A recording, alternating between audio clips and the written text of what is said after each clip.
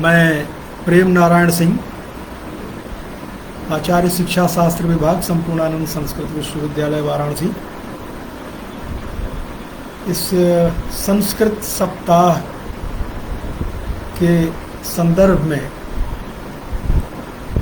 श्री गौरीशंकर स्नातकोत्तर संस्कृत महाविद्यालय जौनपुर की तरफ से आयोजित इस वर्चुअल व्याख्यान माला में आप सभी का हार्दिक अभिनंदन है। आज जिस विषय पर मुझे बात करने के लिए, आपसे बात करने के लिए मैं यहाँ प्रस्तुत हूँ, वह है राष्ट्रीय शिक्षा नीति 2020, संस्कृत का स्थान एवं क्रियान्वयन।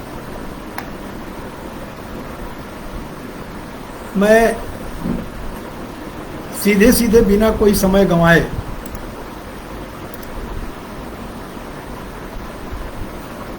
विषय पर ही अपनी बात कहना शुरू करूंगा। जो संदर्भ होंगे वो राष्ट्रीय शिक्षा नीति 2020 के हिंदी संस्करण पर आधारित होंगे। इसलिए अगर कोई उसके साथ कोरिलेट करना चाहे तो हिंदी संस्करण से ही उसका कोरिलेशन बेहतर होगा। मित्रों, हम सभी जानते हैं कि किसी भी व्यक्ति के या समाज के या राष्ट्र के विकास में भाषा का बहुत बड़ा योगदान है। किसी विद्वान ने कहा है कि अगर भाषा न होती तो यह संसार गूंगों की एक विराट बस्ती बन के रह जाता। इसलिए हमारी जो भी दैनंदिन रोजमर्रा के जीवन के क्रियाकलाप से लेकर के और शिक्षा या उसके अन्य जो पक्ष हैं या शोध है, यह सब कुछ के लिए निश्चित तौर से भाषा की भूमिका अत्यंत महत्वपूर्ण है। और संस्कृत का जहाँ तक सवाल है, इसे तो अनेक भाषाओं की जननी माना जाता है। राष्ट्रीय शिक्षा नीति 2020 अपने परिचय में ही एक बात कही गई है इसके कि प्राचीन और सनातन भारतीय ज्ञान और विचार की समृद्ध परंपरा के आलोक में यह नीति तैयार की गई है। ज्ञान, प्रज्ञा और सत्य की खोज को भारतीय परंपरा और दर्शन में सदा सर्वोच्च मानवीय लक्ष्य माना जाता था। अब सवाल यह है कि अगर भारत की प्राचीन सनातन ज्ञान और विचार की समृद्ध परंपरा के आलोक में यह नीति तैयार की गई है, तो भारत का प्राचीन ज्ञान विज्ञान सबसे ज्यादा अगर किसी भाषा में है आज भी, तो वह संस्कृत ही है। यह राष्ट्रीय शिक्षा नीति, इसने कुल 22 आधारभूत सिद्धांत बताए हैं इस नीति में। इसमें एक सिद्धांत है, भारतीय जड़ों और गौरव से बंधे रहना और जहां प्रासंगिक लगे वहां भारत की समृद्ध और विविध प्राचीन और आधुनिक संस्कृति, ज्ञान प्रणालियों और परंपराओं को शामिल करना तथा उससे प्रेरणा पाना। 22 आधारभूत सिद्धांतों में एक सिद्धांत ये है। मैं बिल्कुल संक्षेप में यह बात कहते हुए आगे बढ़ना चाहूंगा। अपने विजन में यह नीति कहती है कि इस राष्ट्रीय शिक्षा का विजन भारतीय मूल्यों से विकसित शिक्षा प्रणाली है। ये तीन मुख्य बातें, विजन, भारतीय मूल्यों से विकसित शिक्षा प्रणाली और नीति की तैयारी, भारतीय ज्ञान और विचार की समृद्ध परंपरा के आलोक में इस नीति को तैयार किया गया। ये दो बातें हमें बहुत कुछ संकेत करती हैं अपनी खुद की भाषा और समृद्ध परंपरा के बारे में। अब एक महत्वपूर्ण बात कही गई है राष्ट्रीय शिक्षा नीति के अध्याय 4 पृष्ठ 21.17 यानी 4.17 पेज 21।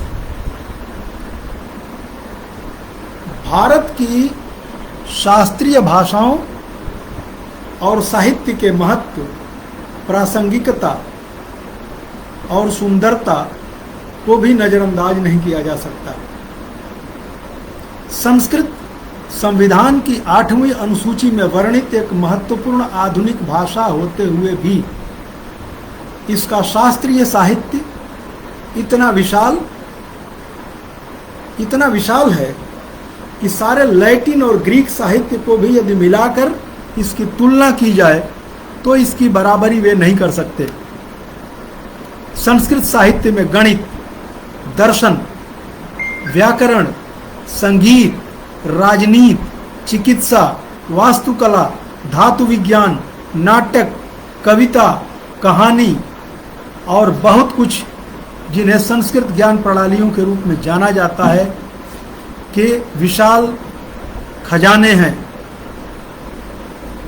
इसी 4.17 में आगे कहा गया, इस प्रकार संस्कृत को त्रिभाषा की मुख्य धारा के विकल्प के साथ स्कूल और उच्चतर शिक्षा के सभी स्तरों पर छात्रों के लिए एक महत्वपूर्ण समृद्ध विकल्प के रूप में पेश किया जाएगा।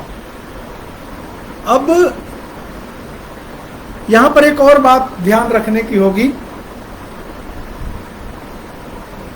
हम लोग संस्कृत को जीवंत भाषा मानते हैं। इसी शिक्षा नीति के पेज 87 पर 22.5 में अध्याय, इस शिक्षा नीति का अध्याय 22 जो है वह भारतीय भाषाओं के संवर्धन और विकास से ताल्लुक रखता है। और इस 22वें अध्याय के 5 में कहा गया कि दुर्भाग्य से भारतीय भाषाओं को समुचित ध्यान और देखभाल नहीं मिल पाई, जिसके तहत देश में विगत 50 वर्षों में ही 220 भाषाओं को खो दिया। यूनेस्को ने 197 भारतीय भाषाओं को लुप्त प्राय घोषित किया है। विभिन्न भाषाएं लुप्त होने के कगार पर हैं, विशेषतः वे भाषाएं जिनकी लिपि नहीं है। कहने का मतलब यह है कि सब कुछ नीति ने जहां संस्कृत को या भारतीय भाषाओं को पर्याप्त स्थान देने की बात नीति में कही गई है, वहीं पर इस बात की चिंता भी व्यक्त की गई है। यही नहीं है, इसका आगे 22.6 कहता है कि इसके अलावा वे भारतीय भाषाएं भी जो आधिकारिक रूप से लुप्त प्राय की सूची में नहीं हैं, जैसे 8वीं अनुसूची की 22 भाषाएं, वे भी कई प्रकार की कठिनाइयों का सामना कर रही हैं। कठिनाइयों का तो हम निश्चित तौर से लंबे समय से सामना कर रहे हैं। संस्कृत भी कठिनाइयों का सामना नहीं कर रही है, ऐसा नहीं है। मैं तो यूं कहूं, अतिशयोक्ति नहीं होगी ये कहना कि भारत में सबसे ज्यादा कठिनाई का सामना अगर कोई भाषा कर रही है तो वे सारी भारतीय भाषाएं कर रही हैं, क्योंकि आज भी विदेशी भाषा जिसे हम अंग्रेजी के नाम से जानते हैं, उसका वर्चस्व सर चढ़ के बोल रहा है। अभी हम जब क्रियान्वयन की बात करेंगे तो इस पर जरूर बात करेंगे कि क्या किया जा सकता है और क्या नहीं किया जा सकता है। लेकिन नीति में इस बात को इंगित किया गया है, और मैं आपको केवल याद दिलाता हूं जो कह रहा हूं, पेज 87 पर 22.5 और 22.6 में वर्णित है। कोई देखना चाहे तो जरूर देख सकता है। कहने का मतलब यह है कि राष्ट्रीय शिक्षा नीति एक तो आई करीब 34 बरस बाद है। 1986 में जब आई थी तो हम लोग विद्यार्थी हुआ करते थे, और उस समय जब संस्कृत को वह स्थान नहीं मिला जो मिलना चाहिए था, तो एक बड़ा आंदोलन खड़ा हुआ, और वह आंदोलन भी काशी से संपूर्णानंद संस्कृत विश्वविद्यालय ने उसमें बड़ी अग्रणी भूमिका निभाई थी। आज संयोग से इस शिक्षा नीति में इस तरह के आंदोलन की जरूरत तो नहीं है। नीति में स्थान पर्याप्त है। अब देखना यह है कि हम उस स्थान को कितना मजबूत कर पाते हैं, क्रियान्वयन के स्तर पर कितना हासिल कर पाते हैं, क्योंकि नीतियां अपनी जगह पर हैं। जब तक उसका क्रियान्वयन नहीं होगा तब तक वो नीति फाइलों में ही रह जाएगी। क्रियान्वयन के स्तर पर लाना जरूरी है। और इसके लिए उसके पहले एक बात और जरूर हम कहना चाहेंगे, इसी भारतीय भाषाओं के संवर्धन से जो संबंधित है राष्ट्रीय शिक्षा नीति का अध्याय 22, उसमें संस्कृत के बारे में विशेष तौर से कहा गया 22.15 में पेज 90 कि संस्कृत भाषा के बृहद एवं महत्वपूर्ण योगदान तथा विविध विधाओं एवं विषयों के साहित्य, सांस्कृतिक महत्व, वैज्ञानिक प्रकृति के चलते संस्कृत को केवल संस्कृत पाठशालाओं एवं विश्वविद्यालयों तक सीमित न रखते हुए इसे मुख्य धारा में लाया जाएगा। ये बहुत बड़ी बात कही गई है यहाँ पर कि संस्कृत अब केवल संस्कृत पाठशालाओं और संस्कृत विश्वविद्यालयों तक नहीं रहेगा, बल्कि इसको सामान्य स्तर पर हर जगह जहां भी संभव होगा वहां लाने का प्रयास किया जाएगा, यानी शिक्षा की मुख्य धारा में लाने का प्रयास किया जाएगा। स्कूलों में त्रिभाषा फार्मूला के तहत एक विकल्प के रूप में, साथ ही साथ उच्चतर शिक्षा में भी इसे पृथक रूप में नहीं पढ़ाया जाएगा, बल्कि रुचिपूर्ण एवं नवाचारी तरीकों से एवं अन्य समकालीन एवं प्रासंगिक विषयों जैसे गणित, खगोल शास्त्र, दर्शन शास्त्र, नाटक विद्या, योग आदि से जोड़ा जाएगा। अतः इस नीति के बाकी हिस्से से संगतता रखते हुए संस्कृत विश्वविद्यालय भी उच्चतर शिक्षा के बड़े बहुविषयी संस्थान बढ़ने की दिशा में अग्रसर हो सकेंगे। वे संस्कृत विभाग जो संस्कृत एवं संस्कृत ज्ञान व्यवस्था के शिक्षण एवं उत्कृष्ट अंतर विषय अनुसंधान का संचालन करते हैं, उनमें संपूर्ण नवीन बहुविषयी उच्चतर शिक्षा व्यवस्था के भीतर स्थापित और उन्हें मजबूत किया जाएगा।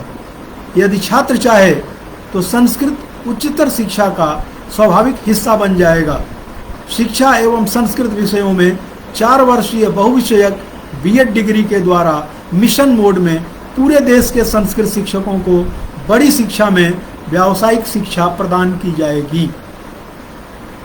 ये शिक्षा नीति 2020 का 22.15 पेज 90 ये व्यवस्था करता है। ये तो शिक्षा नीति के कुछ तात्कालिक उपबंध हो गए जिनको हमने आपके सामने प्रस्तुत किया। कहने का मतलब कि इस राष्ट्रीय शिक्षा नीति में संस्कृत को स्थान तो पर्याप्त है। अब प्रश्न आता है इसका दूसरा पक्ष, क्रियान्वयन का। क्रियान्वयन कैसे होगा।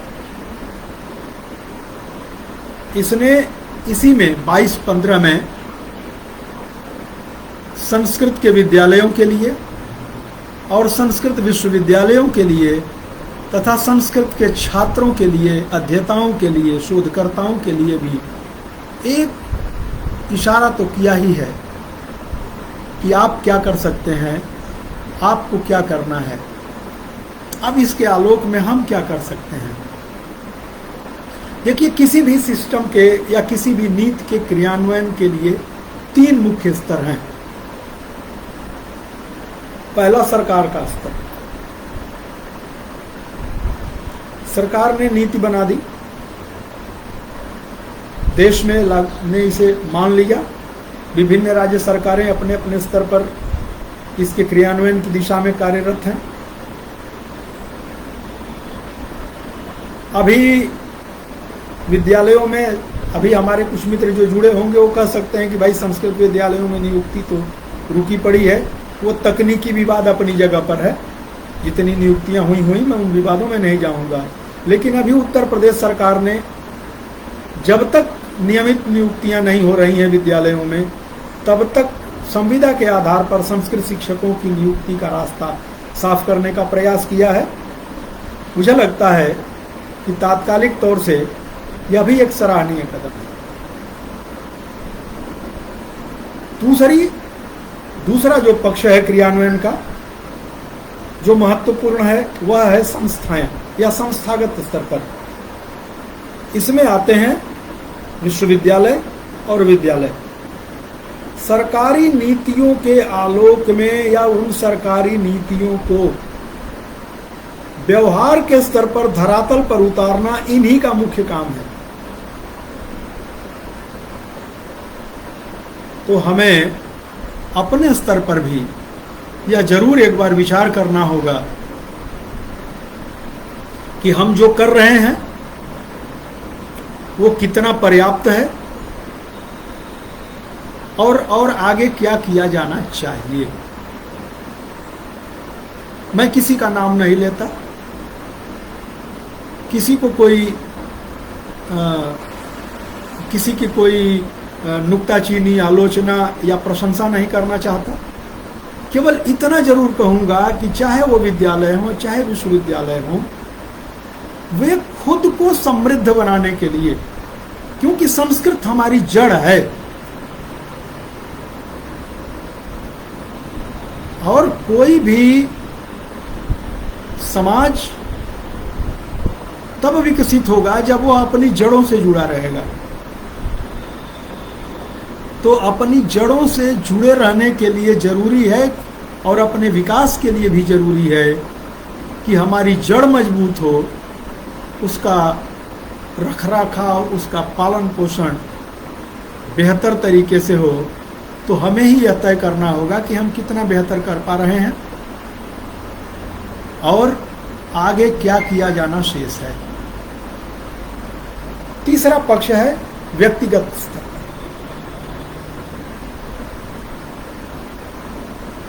विद्यालय और विश्वविद्यालय में भी काम करने वाले लोग व्यक्ति हैं। तो व्यक्तिगत स्तर पर हमारा प्रयास, मुझे लगता है कि ऊपर दोनों के प्रयासों को प्रभावित करेगा। व्यक्ति अगर तय कर ले तो उसका फायदा उसके साथ साथ उसके विद्यालय को भी मिलेगा और ये दोनों तय कर लें तो समाज को भी मिलेगा। सरकारें अपनी जगह, सरकार की व्यवस्था अपनी जगह, लेकिन अपना व्यक्तिगत प्रयास ये ज्यादा महत्वपूर्ण है कि हम क्या कर रहे हैं। ठीक है ना। और ऐसे में जैसे हमारे सामने बहुत से उदाहरण हैं। मैं जिस विश्वविद्यालय में काम करता हूं, हमारे कई ऐसे आचार्य हैं जो विश्वविद्यालय के नियमित समय के उपरांत या पहले सुबह शाम घर पे बच्चों को पढ़ाने का काम करते हैं। यह उनका व्यक्तिगत प्रयास है। इसके लिए न तो उनको विश्वविद्यालय की ओर से कोई निर्देश दिया गया होता है, वे अपना काम करते हैं और निश्चित तौर से इसका परिणाम उन बच्चों को बेहतर तो मिलता ही है। आज मैं अगर उनका उदाहरण दे रहा हूं तो वे अध्यापक भी स्तुत्य हैं, उनका प्रयास स्तुत्य है। अभी कुछ दिन पहले आप लोगों ने हरिप्रसाद अधिकारी जी को सुना था। वे अपने घर पे, मैं एक का क्यों नाम लूं, ऐसे कई लोग हैं हमारे यहाँ। और ये परंपरा पहले भी ऐसा होता था, आगे भी ऐसा हो रहा है। तो ये परंपरा लगातार चलती आ रही है। तो व्यक्तिगत प्रयास ये सबसे ज्यादा महत्वपूर्ण है क्रियान्वयन की दिशा में। उसके बाद विद्यालय के स्तर पर विभिन्न कार्यक्रमों का आयोजन। एक काम और जो मुझे बार बार लगता है कि जरूर होना चाहिए, और इसके लिए इस दिशा में, इस क्षेत्र में कई संस्थाएं कार्यरत हैं। जैसे काशी में है संस्कृत सार्वभौम संस्कृत प्रचार कार्यालय, देश के स्तर पर संस्कृत भारती, जो संस्कृत के प्रचार प्रसार के लिए खास तौर से संस्कृत में जो बोलचाल है, यानी संस्कृत बोलने की क्षमता का विकास, इसके दिशा में कार्यरत है। और ये बात राष्ट्रीय शिक्षा नीति में भी एक जगह कही गई है कि सरल मानक संस्कृत के माध्यम से अध्यापकों को प्रशिक्षित किया जाएगा। इन दो संस्थाओं का जिनका हमने नाम लिया, इनका भी काम सरल मानक संस्कृत के माध्यम से ही, जहां जितना उसके ज्ञान क्षेत्र में है उसको आधार बना करके उसे आगे बढ़ाने का प्रयास, मुझे लगता है कि यह प्रयास ज्यादा महत्वपूर्ण है। एक बात और मैं यहां पर कहना चाहूंगा इसी नीति के संदर्भ में, कि जो पिछले 50 वर्षों में जो भाषाएं लुप्त हो गईं, या जो भाषाएं लुप्त होने के कगार पर हैं, उसके पीछे प्रयोग धर्मिता और व्यवहार, इन दोनों से उनको काट दिया गया, वो कट गई, इसलिए लुप्त हो गई। क्योंकि भाषा तो प्रयोग से आती है। मैं आपसे बात कर रहा हूं, भाषा पढ़ के कम और बोल के ज्यादा सीखी जाती है। तो बोलचाल में वो भाषाएं कम होती गई, और अगर उनकी लिपि भी नहीं है तो उनका लुप्त होना प्रायः तय है। संस्कृत के साथ ऐसा नहीं है। इसका शास्त्र, इसका व्याकरण, इसकी लिपि न सिर्फ वैज्ञानिक है, वैज्ञानिक तो वो है ही, अत्यंत सुंदर, सक्षम है। इसीलिए ये अभी भी जीवंत है और आगे भी जीवंत रहेगी। जरूरत है व्यवहार के स्तर पर, पहले तो जितना हो सके, जैसे हमने कहा कि व्यक्तिगत स्तर पर हम इसके प्रयोग को बढ़ावा दें। एक काम कर सकते हैं, पहली जरूरत हर आदमी से कर सकता है क्रियान्वयन के स्तर पर, कि इसके प्रयोग को बढ़ावा दिया जाए। दूसरी बात जो शोधकर्ताओं के स्तर की है, और वो है कि जैसा अभी चर्चा में आया कि भाई हर क्षेत्र में, चाहे वो विज्ञान का ही क्षेत्र हो, चाहे वो साहित्य का क्षेत्र हो, संस्कृत में एक विशाल विशाल भंडार है।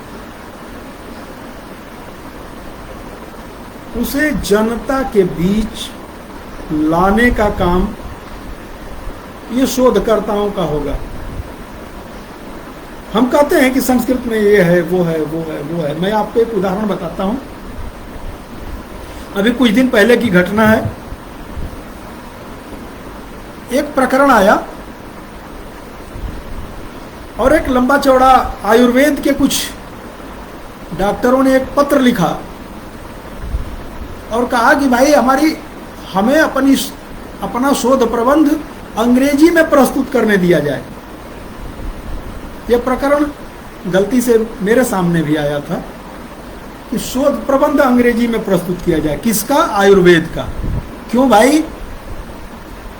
क्योंकि हर जगह हमारा लिटरेचर अंग्रेजी में है। हमने पूछा, भाई चरक संहिता आपने अंग्रेजी में पढ़ी क्या? सुश्रुत संहिता क्या अंग्रेजी में पढ़ी?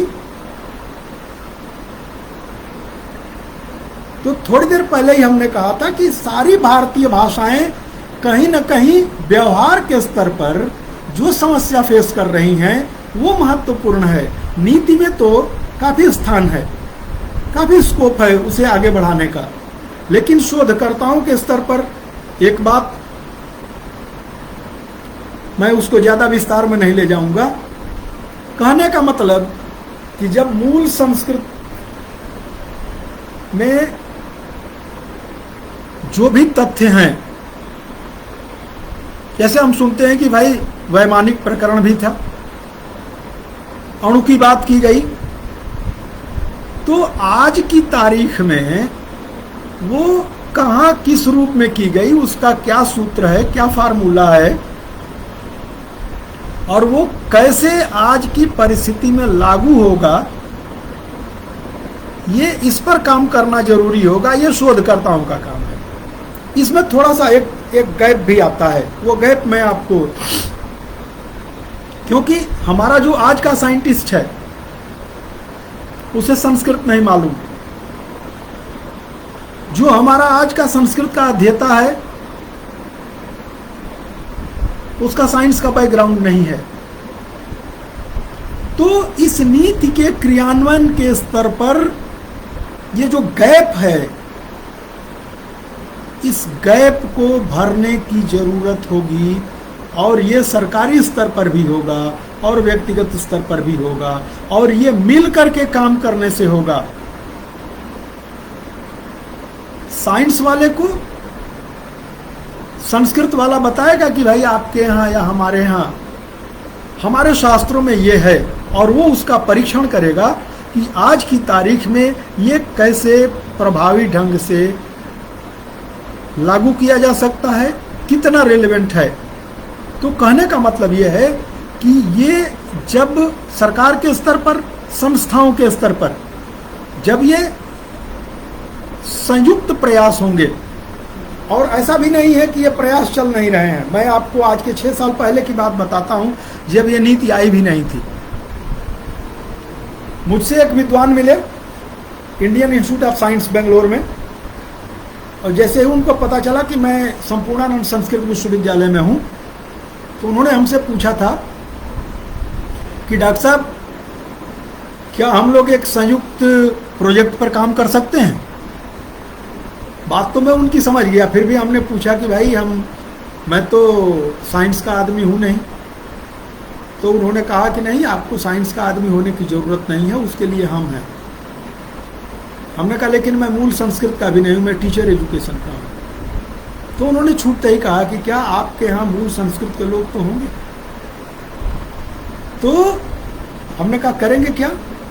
कहे हमारा ज्ञान शून्य है संस्कृत का, लेकिन हमें इतना जरूर जानकारी है कि संस्कृत में बहुत सारी साइंटिफिक चीजें भरी पड़ी हैं, वो हम नहीं खोज सकते, वो आप खोज के हमको बताएंगे और हम उन्हें अपनी प्रयोगशाला में आज की डेट में टेस्ट करेंगे। इसकी जरूरत है, इस काम को आगे बढ़ाने की जरूरत है। शिक्षा नीति भी यह बात कह रही है, सरकार की ओर से भी ये प्रयास किया जाएगा तो ज़्यादा बेहतर होगा, और संस्थाएं अगर मिल करके इस काम को आगे बढ़ाएं तो और ज़्यादा बढ़िया होगा, जिसमें भागीदारी व्यक्तियों की होगी, क्योंकि कुल मिलाकर के किसी भी कार्य को परिणाम तक पहुंचाने की जिम्मेदारी, चाहे वो विद्यालय हो, चाहे विश्वविद्यालय हो, चाहे अन्य शैक्षिक संस्थाएं हो या सरकार हो, व्यक्ति की होगी, व्यक्ति की होती है, क्योंकि व्यक्ति ही वह मूल आधार है जो किसी भी कार्य को परिणाम तक पहुंचाने में निर्णायक भूमिका निभाता है।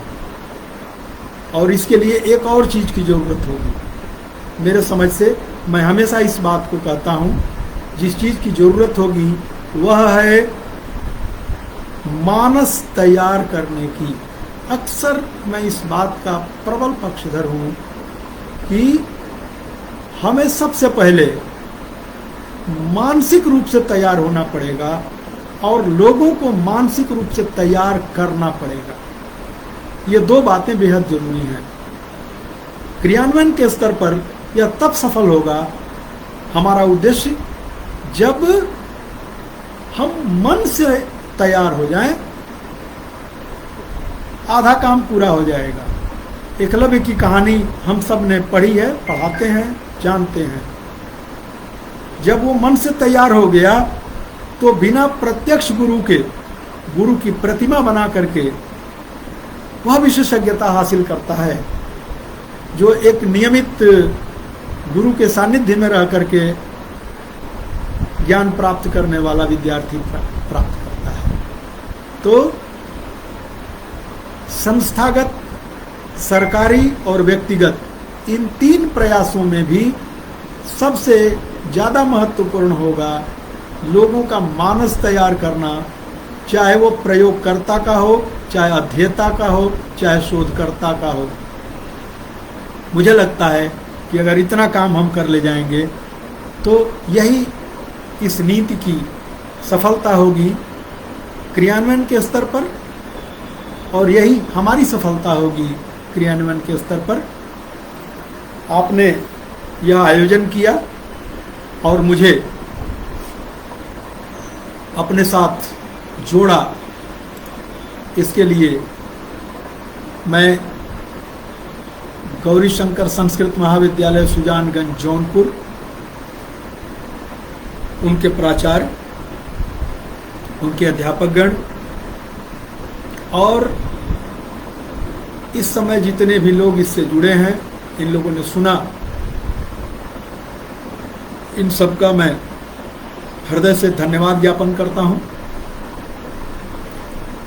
अगर मेरी बात से कहीं किसी को कोई ठेस पहुंची हो तो ऐसा मेरा उद्देश्य नहीं था,